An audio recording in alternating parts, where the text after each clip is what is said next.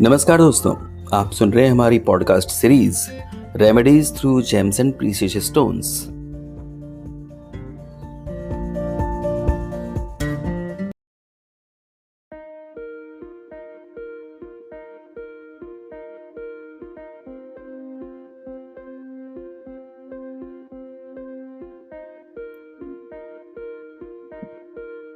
मानव शरीर के जलावयवों पर चंद्रमा का एकाधिकार है। मानव मस्तिष्क का उद्वेलित होना उसी तरह होता है मानो पूर्णिमा को समुद्र में ज्वार आता है। पूर्णिमा में चंद्रमा की प्रखर किरणों का प्रभाव अगर हो तो जो मस्तिष्क से परेशान व्यक्ति होते हैं वो अधिक उद्वेलित होते हैं। चंद्रमा रक्त संस्थान को प्रभावकारी रूप से अपनी प्रखर किरणों के द्वारा उद्वेलित करता रहता है। तो स्त्रियोचित व्यवहार में मासिक धर्म आदि की अनियमितता के कारण जो मिजाज में परिवर्तन होता है और अहम परिवर्तन होता है वो कई सारे रोगों की भूमिका निभाता है। बच्चों शिशुओं के परिप्रेक्ष्य में भी चंद्रमा उनकी माता का पक्ष निभाता है। अतः 10 वर्ष की अवस्था तक बाजारिष्ट से बचने के लिए चांदी का चंद्रमा बनवाकर बच्चे के गले में डाला ही जाता है। चंद्रमा के दूषित होने पर जो कुछ रोग हो सकते हैं आज उनकी चर्चा आपके साथ लेकर करने आया हूं मैं अंकुर गोस्वामी। मासिक धर्म में अनियमितता। मासिक धर्म स्वस्थ एवं निरोगी महिला को यदि होता है तो प्राय 28वें दिन होता है। मासिक धर्म का लोप हो जाना गर्भावस्था का सूचक होता है, परंतु ये बीमारी के कारण भी हो सकता है, जैसे किसी अस्वस्थ मानसिकता से गुजरते हुए व्यक्ति की उसका किसी चिंता से या भय से ग्रस्त होना, या अशुभ समाचार का अचानक से मिलने के कारण शॉक अवस्था में होना, जिससे मन मस्तिष्क में एक अजीब सा धक्का पहुंच जाता है। फिर शारीरिक दौर्बल्यता के कारण भी ऐसा हो सकता है। चंद्र ग्रह स्त्रियोचित मासिक धर्म की क्रियाओं पर एकल रूप से नियंत्रण रखता है। चंद्र ग्रह का आधिपत्य यूट्रस, ओवरी, फैलोपियन ट्यूब्स पर तो है ही, साथ ही साथ रक्त प्रवाह के निर्धारण में भी चंद्रमा की महती भूमिका है, क्योंकि रक्त ही मानव शरीर का तरल द्रव्य है और चंद्र ग्रह पर मंगल की यदि दृष्टि हो तो रक्त प्रवाह को उत्साहित करती है और उसके प्रवाह को अधिक सुगम बनाती है। चंद्र ग्रह का स्त्रियोचित मानसिकता पर भी एक विशिष्ट प्रभाव होता है और इसी कारण से स्तनों में दूध पैदा होता है। जननांगों में स्वच्छंद किरणों के प्रभाव से ही भ्रूण आदि की अवस्थाओं को पुष्टि मिलती है। इसमें भी चंद्रमा की महती भूमिका है। चंद्र ग्रह भ्रूण विकास के लिए भी बड़ा उत्तरदायी है, बशर्ते इसकी किरणों के लिए गर्भिणी महिला के कमरे में पर्याप्त रोशनदान, खिड़कियां आदि हों। इन बाधाओं के परिहार के लिए यदि महिलाएं 5.25 रत्ती का पुखराज अपनी तर्जनी उंगली में और मून स्टोन 6.25 रत्ती का अपनी अनामिका में धारण कर लें तो इससे काफी फायदा होगा। चंद्रमा का एक और महत्वपूर्ण रोग है मस्तिष्कीय विकार, मेंटल इलनेस। किस कारण से हो सकता है?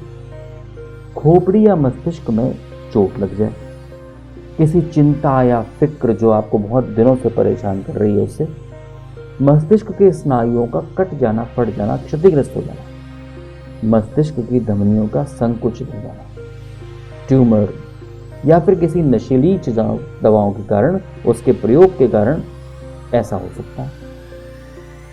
इन किसी भी कारणों से अगर मस्तिष्क रुग्णता आ गई है तो रोगी याददाश्त धीरे धीरे खोने लग जाता है, उसमें भूलने की प्रवृत्ति बढ़ जाती है। नर्वस ब्रेकडाउन की समस्या भी इन लोगों में पैदा हो जाती है, जिसके कारण रोगी अपनी आम क्रियाओं में एक परिवर्तन सा महसूस करता है। जैसे खेलते वक्त में वो कुछ भूल जाएगा, चिड़चिड़ापन होगा, कार्य करते समय वह एक अजीब सा व्यवहार दिखलाएगा, उसकी भूख में निरंतर कमी होती रहेगी, किसी प्रकार के मैनिया से अचानक ग्रस्त हो जाता है, हिस्टीरिया का दौरा पड़ सकता है। यदि कोई स्त्री या पुरुष जो भी इन रोगी के लक्षणों को दिखाए या उनमें इस लक्षणों के दृष्टिगोचर होने की संभावना हो, चंद्रमा मस्तिष्क को प्रभावित करने वाला ग्रह है, जबकि स्नायु तंतुओं के अधिपति शनि ग्रह है। बुध ग्रह का संबंध भी तो बुद्धि से ही होता है। कन्या, मिथुन तथा कुंभ राशियां भी मस्तिष्क से ही संबंधित राशियां हैं। इन ग्रहों पर या इन राशियों पर भी दुष्ट ग्रहों का प्रभाव यदि बन जाए तो मस्तिष्कीय रोगों को जन्म देता है। मंगल ग्रह का बुध के साथ युक्त हो जाना मानसिक संताप की अवस्था बनाता है। ल्यूनेसी इसी योग का फल होता है। ऐसे में क्या किया जाए? 5.25 रत्ती पन्ना अपनी मध्यमा उंगली में, मूनस्टोन 4 रत्ती प्रमाण का अपनी अनामिका में और पुखराज थोड़ा सा पीलापन लिए हुए यदि 5.25 रत्ती का तर्जनी में धारण कर ले तो इससे मस्तिष्क के रोगों पर काफी लाभ होगा। एक अन्य रोग चंद्रमा के कारण होता है, मायोपिया। बहुत सारे बच्चे इस रोग से ग्रसित होते हैं, बहुत जल्दी इस योग से ग्रसित हो जाते हैं। यदि जातक के जन्मांग में सूर्य और चंद्र पाप ग्रहों से युक्त हो जाते हैं तो मायोपिया हो सकता है। रोगी पास की वस्तुओं को देखने में तो सक्षम होता है, परंतु दूर की चीजें उसको देखने में बड़ी असमर्थता होती है।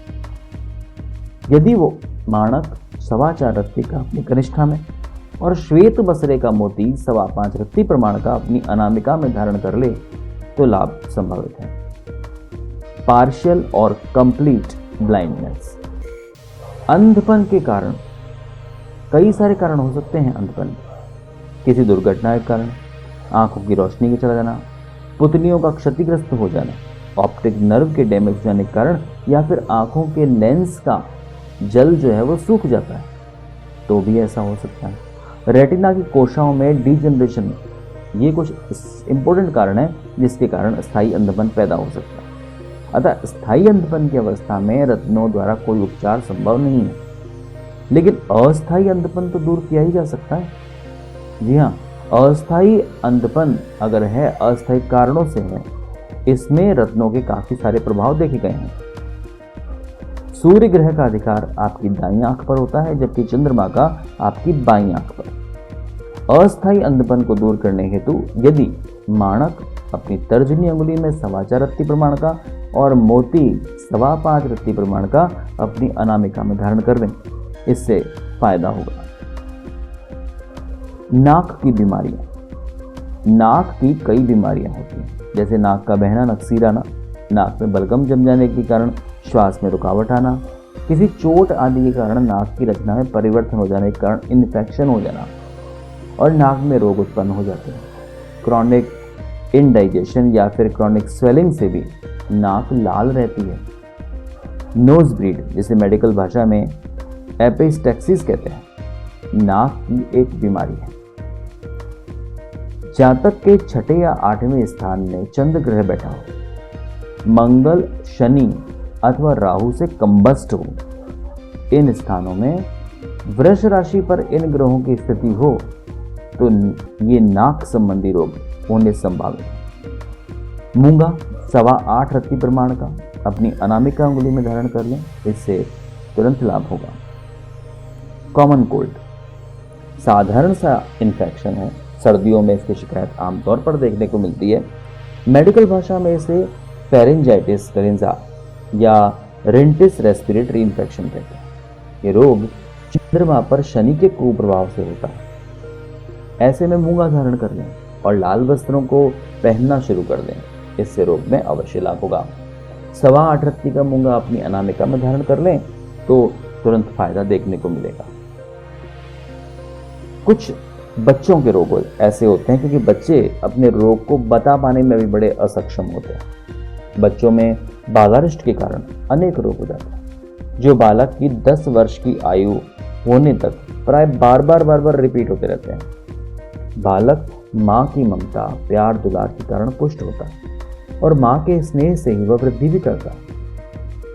चंद्र ग्रह अपरोक्ष रूप से बालक की माता ही तो है, इसलिए सुसंस्कृत घरानों में बालक को चांदी का चंद्रमा गले में पहनाने का रिवाज होता है, जिसमें मोती भी जड़ा हुआ होता है। तो मोती बालक की देह को पुष्ट करता है और चांदी उसकी पौष्टिकता की वृद्धि करती है।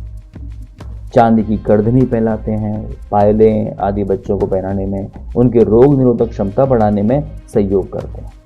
राजस्थान, बिहार, उत्तर प्रदेश में ठंड से बचाव के लिए भी चांदी के आभूषणों को बच्चों को पहनाया जाता है। राजस्थान की घुमक्कड़ जातियां भील, ओड, गरसिया, भाट, इन सभी की सभी में स्त्रियां चांदी के आभूषण इसलिए पहनती हैं कि उनको रोग आदि ना लगे।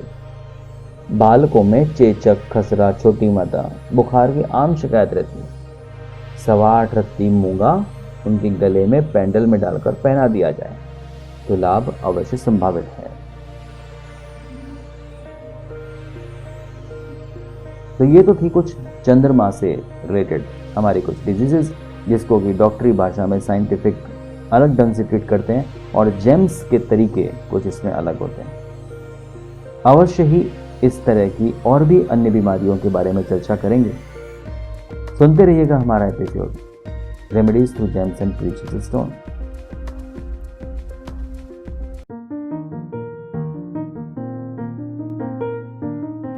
और भी बहुत कुछ जानेंगे हमारी इसी सीरीज के एपिसोड्स में। तब तक के लिए जागरूक रहिए, जानकार रहिए और स्वस्थ रहिए।